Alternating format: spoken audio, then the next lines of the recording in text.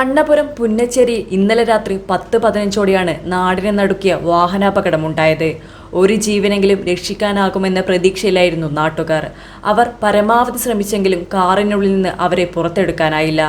വണ്ടി ഓടിച്ച കാസർഗോഡ് കാലിച്ചാനടക്കം ശാസ്താംപാറ ശ്രീശൈലത്തിൽ KN പത്മകുമാർ, യാത്രക്കാരായ കാസർഗോഡ് ഭീമനടി മണ്ഡപം കമ്മാടത്ത് ചൂരിക്കാട്ട് സുധാകരന്റെ ഭാര്യ അജിത, ഭാര്യാപിതാവ് പുത്തൂർ കൊഴുമൽ കൃഷ്ണൻ, അജിതയുടെ സഹോദരൻ അജിത്തിന്റെ മകൻ ആകാശ് എന്നിവരാണ് മരിച്ചത്.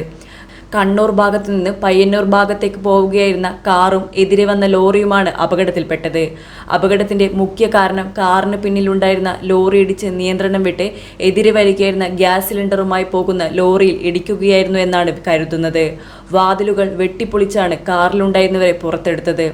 മകൻ സൗരവിനെ കോഴിക്കോട് വിദ്യാഭ്യാസ സ്ഥാപനത്തിൽ CAക്ക് ചേർത്ത് ഹോസ്റ്റലിലാക്കി വരികയായിരുന്നു സുധാകരനും കുടുംബവും. അപകടത്തിനിടയാക്കിയ 2 ലോറികളുടെയും ഡ്രൈവർമാരെ പോലീസ് കസ്റ്റഡിയിലെടുത്തിട്ടുണ്ട്. News desk, Kannur mirror.